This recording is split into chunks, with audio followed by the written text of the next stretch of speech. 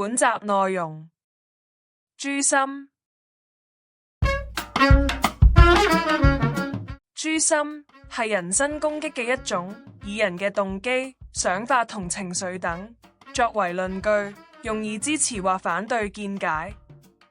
誅心往往會直指人哋嘅心理狀態，令人難以否定，百詞莫辯，有塞住人哋把口嘅效果。例子一：哎呀，我見過佢噶啦，呢個色魔啊，鬼鬼祟祟啊！我同我個同 lift 啦，爭啲蝕底咗啊！咁矮嗱，我唔係啊！如果唔係，冇咩驚噶，除非你係色魔。唔係啊，我男朋友好正經，唔係色魔嚟噶。係啊。片段裏面，男子話：如果你唔係，冇咩好驚，除非你係色魔。男子將人哋驚嘅情緒當做理由，推斷人哋係色魔，咁即係誅心嘅推斷。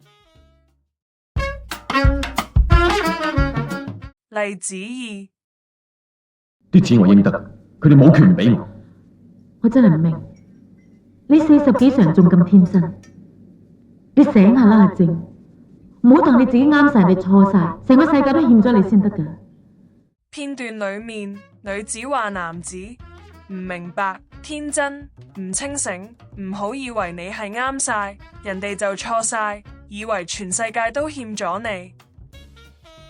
女子以男子嘅智慧、心態同想法嚟否定男子嘅見解，咁即係誅心嘅推斷。最後總結：誅心屬於不相干嘅謬誤，有塞住人哋把口嘅效果。相關嘅議題，我哋會喺將來嘅集數再加以討論。拜拜。